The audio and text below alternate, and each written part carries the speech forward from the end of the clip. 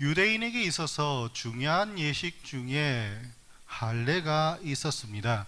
그래서 그게 왜 중요했느냐? 유대인으로서의 규범과 율례를 지켜 나가겠다라고 결심하는 표식이었기 때문입니다. 그래서 왜 할례가 그들에게 중요한 표식으로서 작용했느냐? 이제는 내가 인간의 정욕대로 살지 아니하고 율법의 규례대로 살 사람이라고 결단하였기 때문입니다. 그래서 내가 정욕의 노예로 살아가는 것이 아니라 내가 나의 마음속에서 들불처럼 일어나는 이러한 정욕대로 살아가는 것이 아니라 내가 하나님께서 베푸시는 그 율법과 규례대로 살아가겠다, 규범을 지키겠다 결단하는 그 표식이 바로 할례였습니다. 인간의 욕심에는 특히나 절제를 요구하는 것이 욕심인데 그 가운데서는 식욕과 탐욕과 정욕이 있습니다. 그래서 이러한 부분을 절제하고 그것을 내 삶에서 통제를 하는 것은 크나큰 스트레스를 주게 됩니다. 그래서 오죽했으면 성 프란체스코도 이러한 세속적인 욕심이 마구마구 일어나자 그에 참지 못하고 장미 가시덤불에 몸을 굴러버렸습니다. 그래서 지금의 아시시에 있는 산타마리아 델리 엔젤리 성당의 장미 정원에는 가시가 자라나지 않는다라고 하였습니다. 이처럼 우리가 정욕을 억제하고 그것을 통하여서 하나님을 바라보는 것은 굉장히 거룩한 일인가 동시에 나의 삶에서 크나큰 부담감을 지우고 긴장을 유지하는 것이라고 볼 수가 있습니다. 그러나 이 할례를 행함으로 또 내가 다른 사람보다 어떤 절제를 한다고 하여서 하나님의 절대성 속에서 더욱더 상대적으로 좋아지는 것이 아니라는 사실입니다. 내가 할례를 받았든지 내가 할례를 받지 않았든지 간에 내가 이 사람 할례를 받지 않는 사람에게 정죄하고 내가 그 사람들보다 위에 서서 권위로 내세우는 이러한 장치로 작용해서는 안 된다는 사실입니다.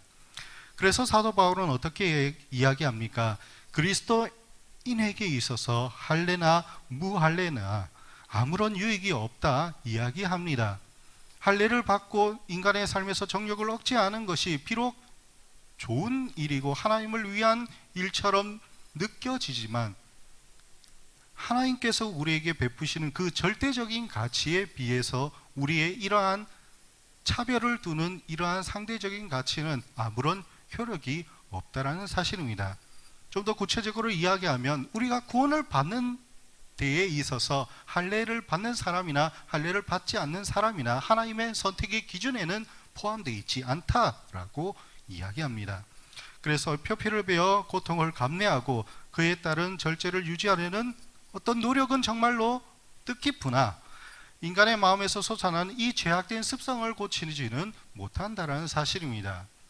외식적으로 내가 형식을 갖추어서 이것을 절제한다고 하여서 내 마음속에 이미 이러한 죄악된 습성들이 일어나고 있기에 우리가 하나님의 관점에서 볼 때에는 이것이 전혀 효력을 발휘할 수가 없다라고 하였습니다. 그래서 예수님께서도 여자를 보며 음욕을 품는 자보다 이미 마음에 간음하였느니라 라고 말씀하였습니다. 그리고 형제를 미워하는 자보다 살인하는 자라 라고 이야기하였습니다. 그래서 이러한 부분에서 우리의 마음을 어떻게 하느냐에 따라서 우리의 중심이 어디에 있느냐에 따라서 그 삶이 하나님께로 향하느냐 아니면 세속적인 관점으로 빠지느냐 이렇게 나뉘어지게 됩니다. 그래서 어떻습니까? 우리가 그것을 절제하고 또 하나님께로 방향을 맞추어 나아갈 때 성령의 열매가 나타나게 됩니다. 그래서 6장에서 나타나는 성령의 열매가 나타나게 됩니다. 사랑과 희락과 화평과 오래 참음과 자비와 양선과 충성과 온유와 절제가 우리의 삶 속에서 열매로 피어나게 되는 것입니다. 그래서 이 같은 것을 금지할 법이 없다라고 하였습니다. 성령의 역사는 금지할 법이 없습니다. 우리가 하나님께로 나아가고자 하고 우리가 기도하고 우리가 예배하며 나아가는데 금지할 법은 아무것도 없습니다. 멈추는 것은 바로 나 자신이 그것에 대한 갈망을 잃어버리거나 세상의 어떠한 위세에 위축되어 이렇게 우리의 마음이 움츠러들었기 때문입니다. 그래서 어떻습니까? 우리가 이 새벽을 깨우며 예배를 드리고 기도를 드리며 부르짖으며 하나님께로 나아오기를 소망하며 갈망하면서 하나님께로 향한 그 마음을 다시금 굳건게 하고 있습니다.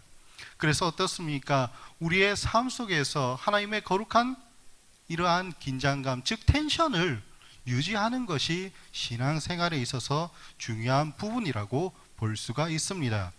마음과 몸이 이미 세속적 사람들과 똑같은 긴장 상태로 흐르고 있다라면 그것은 신앙생활에 있어서 바른 상태를 유지하고 있다고 볼 수가 없을 것입니다. 그래서 이처럼 코로나로 인하여서 세상적인 어떤 규범적인 관리에 따라서 예배가 자꾸 위축되고 그 가운데에서 온라인 예배나 여러 가지 다른 형태로 변환됨에 따라 형태가 많이 바뀌게 됨에 따라 어떻습니까? 우리의 마음의 긴장이 풀어지고 또 예배를 드리는 모습 속에서도 경건함이나 또는 갖추고 하나님 앞에 바르게 서서 하려는 이러한 모습들이 사라지고 있기에 그래서 어떻습니까? 우리가 예배를 향한 마음을 다시금 굳게 잡고 이 성전으로 나아오라 권면하고 있다는 사실입니다. 그래서 오늘날에 있어서는 우리가 이런 예배적 삶을 사는 데 있어서 발걸음을 멈추게 하는 일들이 너무나도 많이 일어나고 있습니다. 사람 간의 관계 속에서 또는 직장이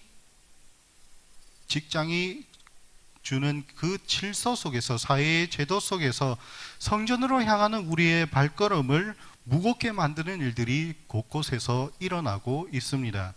하지만 그것의 환경적 요소가 우리의 발걸음을 무겁게 만들 수 있고 또 우리의 몸의 방향을 틀어지게 생각하도록 만들기는 하지만 우리의 마음의 중심에서 향하는 발걸음은 우리의 시선은 성전으로 향해 있어야 됩니다.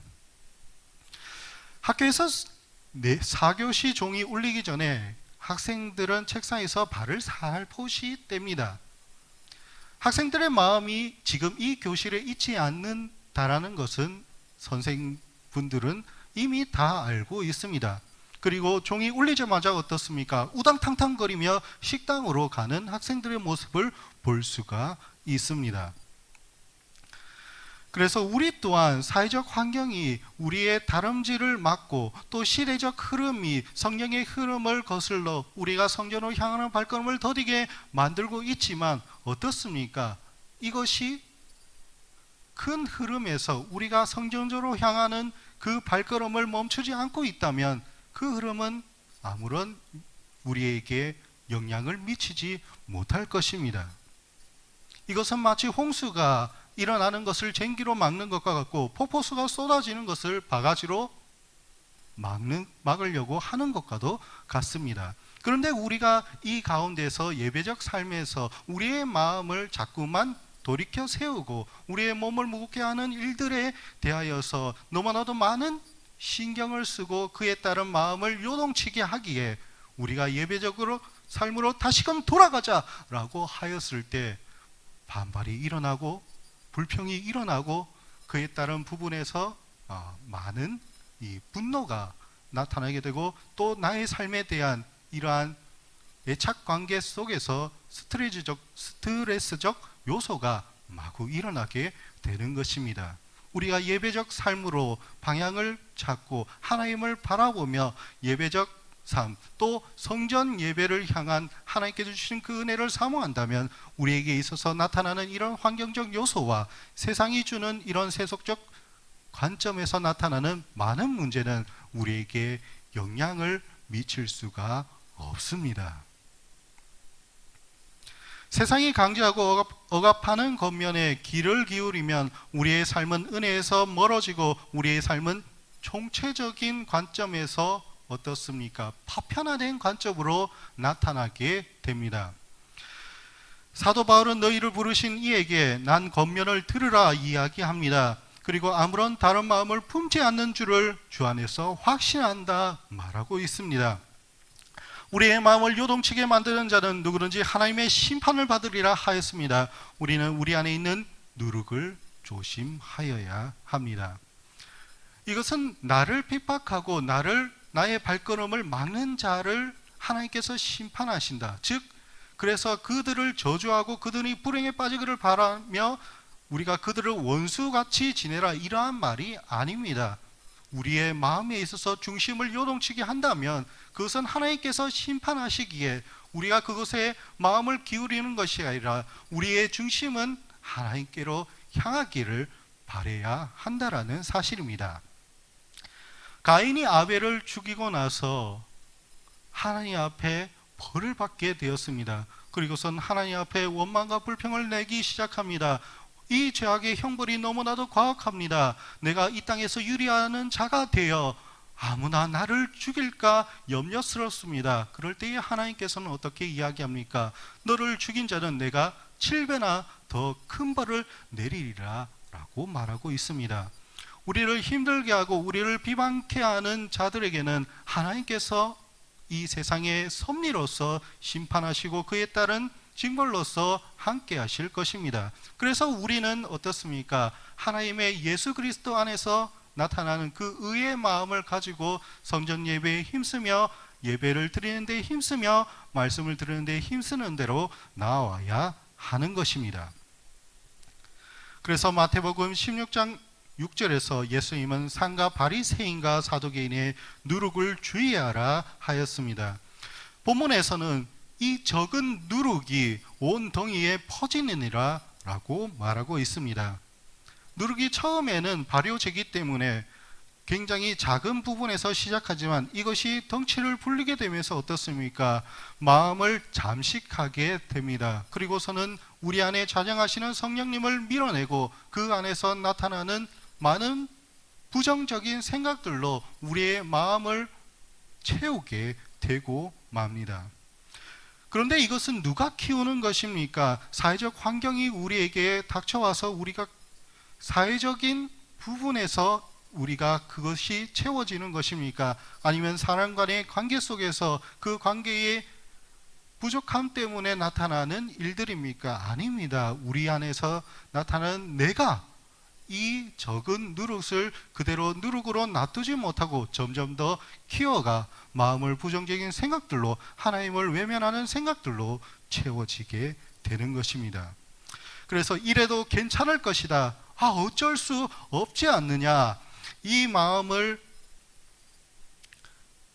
고착게 되어 이 덩이가 되어 합리성을 찾으며 논리적으로 반박하게 됩니다. 우리는 우리 마음에 있는 덩이가 되어 있는 그 누룩을 제거하여야 합니다. 설사 나의 삶이 고착화되어서 당장에 행동에 옮기지 못하더라도, 또는 그에 따른 엄청난 삶의 변화가 찾아오기 때문에 우리가 그 마음에 감당치 못할 어떤 또 다른 시험거리가 된다면 조용히 우리가 하나님 앞에 나와 기도하시기 바랍니다. 비록 나의 삶이 완전히 바뀌어야 된다, 당신의 삶은 왜 이렇습니까? 라고 말하는 것이 아닙니다.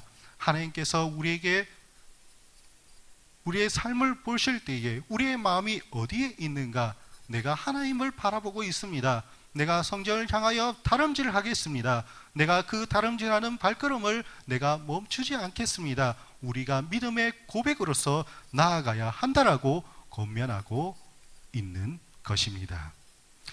그래서 베드로가 어떻게 고백하였습니까? 누룩을 조심하라는 이러한 예수님의 권면에 따라서 나아갔을 때에 예수님을 향하여서 예수님은 그리스도시요 살아계신 하나님의 아들이십니다, 이러한 믿음의 고백이 나올 수가 있었습니다. 이런 신앙의 고백이 선포될 때에 우리의 삶이 더욱 풍성해지고 미혹과 거짓의 악한 영이 물러나게 됩니다.